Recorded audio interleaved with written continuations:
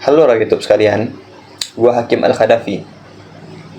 Di era modern pada saat ini, kita masih banyak menemui di tengah-tengah masyarakat yang masih sangat mempercayai hal mistik yang tidak bisa dijelaskan dengan akal dan logika.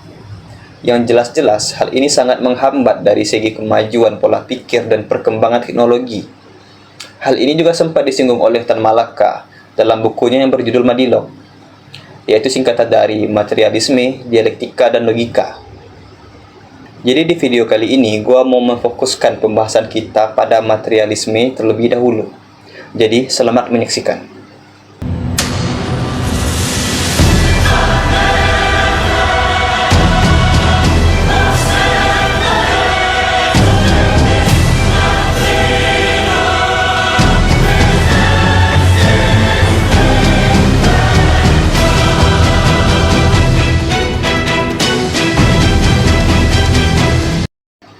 Di zaman Yunani kuno, di saat orang-orangnya masih belum mengenal ilmu filsafat dan ilmu alam, mereka menjelaskan fenomena alam seperti hujan, panas, petir, dan lain sebagainya dikaitkan dengan hal-hal mitos dan unsur dewa-dewi.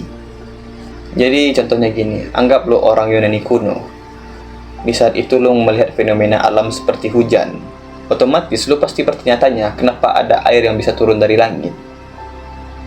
Karena ilmu yang lu punya hanya sebatas mitos-mitos, jadi lu mengaitkanlah air yang turun dari langit itu adalah anugerah atau tangisan dari dewa segala macam, kayak gitu. Jadi seiring berjalannya waktu dan berkembangnya ilmu filsafat dan ilmu alam, lu mulai menyadari kalau fenomena alam yang di sekitar lu ini bisa dijelaskan. Nah, dari situlah terbentuknya materialisme. Dan materialisme ini berasal dari dua kata, materi dan isme. Materi berarti zat, bahan, dan jasmani. Sedangkan isme adalah paham, aliran, ataupun ajaran. Jadi singkatnya, materialisme ini adalah paham yang meyakini segala sesuatu itu berasal dari materi.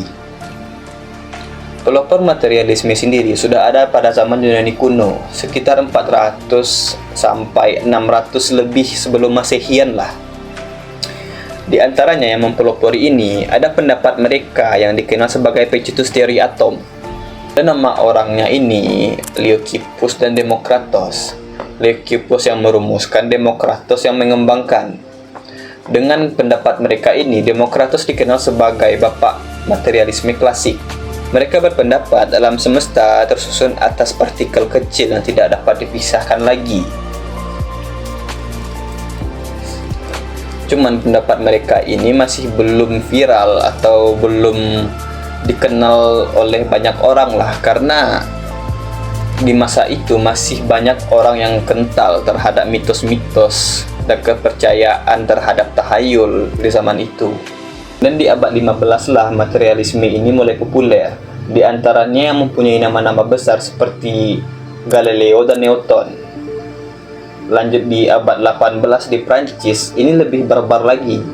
Mereka menentang keras dengan radikal, menolak roh, jiwa, bahkan pun Tuhan.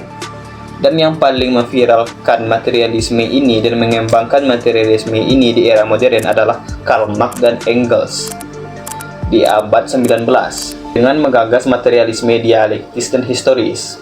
Dengan pendapat mereka yang menyatakan perubahan di masyarakat terjadi karena faktor ekonomi dan material. Jadi sudah mulai paham apa itu materialisme? Jadi singkatnya gini, orang di zaman dulu masih kental dengan mitos dari pendahulunya, mengaitkan fenomena alam dengan mitos dan mitologi yang dipercaya pada saat itu. Dan berkembangnya ilmu pengetahuan, dan mereka pun mulai sadar kalau fenomena alam ini bisa dijelaskan dan asalnya dari materi, dan terbentuklah materialisme. Materialisme pun ada beberapa jenis, diantaranya yaitu materialisme klasik atau atomisme yang berasal dari Democritus.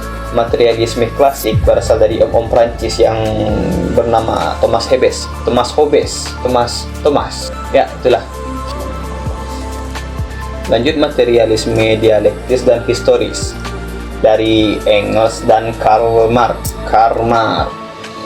Ya. Hingga materialisme ilmiah yang menyatakan kesadaran itu berasal dari otak, bukan proses dari roh ataupun alam gaib. Jadi itu adalah penjelasan singkat seputar materialisme. Harapan gue kalian bisa paham lah dari video yang gue buat. Dan terima kasih.